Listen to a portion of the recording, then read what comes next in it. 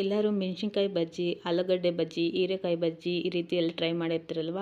ಇವತ್ತು ನಾವು ಬಾಳೆಕಾಯಿ ಬಜ್ಜಿ ಮಾಡ್ಕೊಳ್ಳೋಣ. ತುಂಬಾ ಟೇಸ್ಟಿಯಾಗಿರುತ್ತೆ. ಅದರಲ್ಲೂ ದಪ್ಪ ಮೆಣಸಿನ್ಕಾಯಿ ಬಜ್ಜಿ ಎಲ್ಲ ಖಾರ ಇರುತ್ತೆ ಅಲ್ವಾ. ಈ ಬಾಳೆಕಾಯಿ ಬಜ್ಜಿ ಖಾರ ಇರಲ್ಲ, ಮಕ್ಕಳು ಇಷ್ಟಪಟ್ಟು ತಿಂತಾರೆ. ಇಲ್ಲಿ ನಾನು 2 ಕಪ್ ಆಗೋಷ್ಟು ಕಡಲೆ ಹಿಟ್ಟು ತೊಗೊಂಡಿದ್ದೀನಿ. ಇದನ್ನು ಸ್ಕಿಪ್ ಮಾಡದೆ ಜರಡಿ ಮಾಡ್ಕೋಬೇಕು. ಏನಾದರೂ ಗಂಟಿರುತ್ತೆ ಅದಕ್ಕೆ ನಾವು ಜರಡಿ ಮಾಡ್ಕೊಳ್ಳೋಣ. ಈ ರೀತಿ ಜರಡಿ ಮಾಡ್ಕೊಂಡಿದ ನಂತರ ಇದಕ್ಕೆ ನಾನು 1-2 ಟೇಬಲ್ ಸ್ಪೂನ್ ಆಗೋಷ್ಟು ಅಕ್ಕಿ ಹಿಟ್ಟು ಸೇರಿಸ್ಕೊಳ್ತಾ ಇದ್ದೀನಿ. ಅಕ್ಕಿ ಹಿಟ್ಟು ಸೇರಿಸ್ಕೊಳ್ಳೋದ್ರಿಂದ ತುಂಬ ಗರಿ ಗರಿಯಾಗಿ ಬರುತ್ತೆ, ಹಾಗೂ ಬಾಳೆಕಾಯಿ ಬಜ್ಜಿ ಸ್ವಲ್ಪ ಸಾಫ್ಟಾಗೂ ಇರುತ್ತೆ. ಸ್ವಲ್ಪ ನೆನೆಸಿದ ನಂತರ 2 ಟೇಬಲ್ ಸ್ಪೂನ್ ಆಗೋಷ್ಟು ಅಕ್ಕಿ ಹಿಟ್ಟು, ಇದಕ್ಕೆ 1/4 ಟೇಬಲ್ ಸ್ಪೂನ್ ಆಗೋಷ್ಟು ಬೇಕಿಂಗ್ ಸೋಡಾನ ಸೇರಿಸ್ಕೊಳ್ತಾ ಇದ್ದೀನಿ. ಬಾಳೆಕಾಯಿ ಬಜ್ಜಿ ಸ್ವಲ್ಪ ಚೆನ್ನಾಗಿ ಬೇಯಬೇಕಾಗುತ್ತೆ. ಅದು ಸ್ವಲ್ಪ ಸಾಫ್ಟಾಗಿದ್ದರೆ ಚೆನ್ನಾಗಿರುತ್ತೆ. ಅದಕ್ಕೆ ಬೇಕಿಂಗ್ ಸೋಡಾ ಸ್ವಲ್ಪ ಸೇರಿಸ್ಕೊಳ್ತಾ ಇದ್ದೀನಿ. ಇದನ್ನು ಸೇರಿಸಿ ಜರಡಿ ಮಾಡ್ಕೊಳ್ತಾ ಇದ್ದೀನಿ. ನಂತರ ಯಾವುದನ್ನೇ ಮರೆತರೂ ಉಪ್ಪು ಮರೆಯೋಗಿಲ್ವಲ್ಲ, ರುಚಿಗೆ ಎಷ್ಟು ಬೇಕೋ ಅಷ್ಟು ಉಪ್ಪು, ಹಾಗೆ ಖಾರ ಸೇರಿಸ್ಕೊಳ್ತಾ ಇದ್ದೀನಿ, ಅಚ್ಚ ಖಾರದ ಪುಡಿ. ನಂತರ ಇದಕ್ಕೆ ಸ್ವಲ್ಪ ಜೀರಿಗೆನೂ ಸೇರಿಸ್ಕೊಳ್ತಾ ಇದ್ದೀನಿ. 1/4 ಟೇಬಲ್ ಸ್ಪೂನ್ ಜೀರಿಗೆ ಸೇರಿಸ್ಕೊಳ್ಳೋಣ. ಇನ್ನೂ ಇಷ್ಟಪಡೋರು ಶುಂಠಿ ಬೆಳ್ಳುಳ್ಳಿ ಪೇಸ್ಟ್ನೂ ಬೇಕಾದರೆ ಜಜ್ಜಿ ಸೇರಿಸ್ಕೋಬಹುದು. ನಾನಿಲ್ಲಿ ಸೇರಿಸ್ಕೊಳ್ತಾ ಇಲ್ಲ. ಸ್ವಲ್ಪನೇ ನೀರು ಆ್ಯಡ್ ಮಾಡ್ಕೊಳ್ತಾ ನೀಟಾಗಿ ಮಿಕ್ಸ್ ಮಾಡ್ಕೊಳ್ಳೋಣ. ನಾವು ಬಜ್ಜಿ ಹಿಟ್ಟು ಅದಕ್ಕೆ ಯಾವ ರೀತಿ ಬೇಕೋ ಆ ರೀತಿ ನೀಟಾಗಿ ಮಿಕ್ಸ್ ಮಾಡ್ಕೊಳ್ಳೋಣ. ಜಾಸ್ತಿ ನೀರು ಒಂದೇ ಸರಿ ಹಾಕಿ ತುಂಬ ತೆಳು ಮಾಡ್ಕೊಳ್ಳೋದು ಬೇಡ. ಸ್ವಲ್ಪನೇ ಸೇರಿಸ್ಕೊಂಡು ಈ ರೀತಿ ನಾವು ಬ್ಯಾಟರ್ನ ರೆಡಿ ಮಾಡ್ಕೊಳ್ಳೋಣ. ನೋಡಿ, ನಾವು ಹಿಟ್ಟು ಯಾವ ರೀತಿ ಇರಬೇಕಂದ್ರೆ ಈ ರೀತಿ ಇರಬೇಕು. ಗಟ್ಟಿಯಾಗಿ ತಿಕ್ನೆಸ್ ಇರಬೇಕು. ತುಂಬ ತೆಳು ಆದರೆ ಅದು ಬಜ್ಜಿ ಚೆನ್ನಾಗಿ ಬರೋದಿಲ್ಲ. ನಾವು ಕೈಯಲ್ಲಿ ಸ್ಪೂನ್ಗೆ ಈ ರೀತಿ ಅಂದರೆ ನೀಟಾಗಿ ಬರಬೇಕು.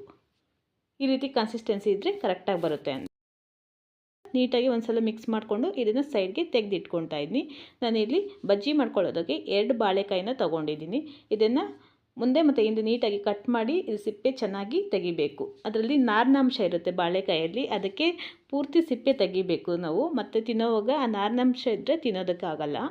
ಅದಕ್ಕೆ ಚೆನ್ನಾಗಿ ಸಿಪ್ಪೆ ತೆಗೆದು ನಾವು ಚಿಕ್ಕದಾಗಿ ಕಟ್ ಮಾಡಿ ಇಟ್ಕೊಳ್ಳೋಣ. ಇದನ್ನು ಬಾಳೆಕಾಯಿ ತುಂಬಾ ಆರೋಗ್ಯಕ್ಕೆ ಒಳ್ಳೆಯದಲ್ವ. ಅಥವಾ ಪಲ್ಯ ಮಾಡಿಕೊಂಡ್ರೆ ನಾವು ಮಾಡ್ಕೊಂಡಿದ್ದ ನಂತರ ಅದು ಕಪ್ಪಾಗಿಬಿಡುತ್ತೆ. ಕೆಲವೊಬ್ಬೊಬ್ಬರು ತಿನ್ನೋದಿಲ್ಲ. ಈ ರೀತಿ ಮಾಡಿದ್ರಂತೂ ಎಲ್ಲರೂ ಇಷ್ಟಪಟ್ಟು ತಿಂತಾರೆ ಅಂತ ಹೇಳ್ಬಹುದು. ಚಿಕ್ಕದಾಗಿ ಕಟ್ ಮಾಡಿ ಇಟ್ಕೊಳ್ತಾ ಇದ್ದೀನಿ. ಮತ್ತು ನಂತರ ಹೇಳ್ತಾ ಇದ್ದೀನಿ, ಇದ್ರ ನಾರಿನಾಂಶ ಇರುತ್ತೆ, ಅದಕ್ಕೆ ಕಟ್ ಮಾಡಿದ ನಂತರ ನಾವು ಕಪ್ಪಾಗಿಬಿಡುತ್ತೆ ಅಂತ ನೀರಿನಲ್ಲಿ ಸೇರಿಸ್ಕೋಬೇಕು. ನಾವು ಕಟ್ ಮಾಡಿದ ನಂತರ ನೀರಲ್ಲಿ ಸೇರಿಸ್ಕೊಳ್ತಾ ಇದ್ದೀನಿ. ನಾವು ಈಗಾಗಲೇ ಬಜ್ಜಿ ಹಿಟ್ಟು ರೆಡಿ ಮಾಡ್ಕೊಂಡಿರಲ್ಲ, ಕೊನೆಯಲ್ಲಿ ಸ್ವಲ್ಪ ಕೊತ್ತಂಬರಿ ಸೊಪ್ಪನ್ನ ಸೇರಿಸ್ಕೊಂಡು ಅದನ್ನು ನೀಟಾಗಿ ಮಿಕ್ಸ್ ಮಾಡ್ಕೊಳ್ತಾ ಇದ್ದೀನಿ. ಈಗ ನಾವು ಬಜ್ಜಿ ಮಾಡ್ಕೊಳ್ಳೋದಕ್ಕೆ ಬಾಳೆಕಾಯಿನೂ ರೆಡಿ ಆಗಿದೆ, ಹಾಗೆ ಬ್ಯಾಟರು ರೆಡಿ ಆಗಿದೆ. ನೋಡಿ, ಈ ರೀತಿ ತಿಕ್ನೆಸ್ ಇದ್ದರೆ ಒಂದೇ ಸರಿ ಹಾಕಿ ದಪ್ಪ ಬರುತ್ತೆ, ಸ್ಪಾಂಜಿಯಾಗಿ ಬರುತ್ತೆ. ನಾವು ಬಜ್ಜಿ ಮಾಡ್ಕೋಬೇಕಾದ್ರೆ ಎಣ್ಣೆ ಕಾಯೋದಕ್ಕೆ ಇಟ್ಕೊಂಡಿದ್ದೀನಿ. ಎಣ್ಣೆ ಕಾದ ನಂತರ ನಿಧಾನಕ್ಕೆ ಒಂದೊಂದು ಇದರಲ್ಲಿ ಸ್ವಲ್ಪ ಮೀಡಿಯಮ್ ಫ್ಲೇಮಲ್ಲೇ ಇಟ್ಕೊಂಡು ನಾವು ಬೇಯಿಸ್ಕೋಬೇಕಾಗುತ್ತೆ. ಜಾಸ್ತಿ ಹೈ ಫ್ಲೇಮಲ್ಲಿ ಇಟ್ಕೊಂಡ್ರೆ ಮೇಲೆ ಎಲ್ಲ ರೋಸ್ಟ್ ಆಗಿಬಿಡುತ್ತೆ, ಒಳಗಡೆ ಇನ್ನೂ ಬಾಳೆಕಾಯಿ ಬೆಂದಿರಲ್ಲ. ಅದಕ್ಕೆ ಮೀಡಿಯಮ್ ಫ್ಲೇಮಲ್ಲಿ ಇಟ್ಕೊಂಡು ಚೆನ್ನಾಗಿ ಬೇಯಿಸ್ಕೋಬೇಕು ಇದನ್ನು. ಹಾಗೆ ನಾವು ಎಣ್ಣೆಗೆ ಸೇರಿಸಿದ ನಂತರ ನೀಟಾಗಿ ಮಗ್ಚಾಕಬಾರ್ದು. ಸ್ವಲ್ಪ ಅದೇ ಚೆನ್ನಾಗಿ ಉಬ್ಬಿ ಮೇಲೆ ಬಂದ ನಂತರನೇ ನಾವು ಮಗ್ಚಾಕಬೇಕಾಗುತ್ತೆ. ನೀಟಾಗಿ ಸ್ವಲ್ಪ ರೋಸ್ಟ್ ಆಗೋ ರೀತಿ ಬೇಯಿಸ್ಕೊಳ್ಳೋಣ. ಸ್ವಲ್ಪ ಕಲರ್ ಚೇಂಜ್ ಆದ ನಂತರ ಇದು ತೆಗೆದುಕೊಂಡ್ರೆ ಸಾಕಾಗುತ್ತೆ. ಮಧ್ಯದಲ್ಲಿ ಮಿಕ್ಸ್ ಮಾಡ್ತಾ ಈ ರೀತಿ ಗೋಲ್ಡನ್ ಬ್ರೌನ್ ಬಂದಮೇಲೆ ಇದನ್ನು ತೆಗೆದುಕೊಳ್ಳೋಣ.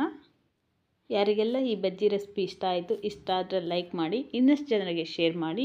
ಇಷ್ಟ ಆದರೆ ಸಬ್ಸ್ಕ್ರೈಬ್ ಮಾಡ್ಕೊಳ್ಳಿ. ಇದೇ ಮೊದಲನೇ ಬಾರಿ ನನ್ನ ಚಾನಲ್ ನೋಡ್ತಾ ಇದ್ದರೆ. Thank you for watching.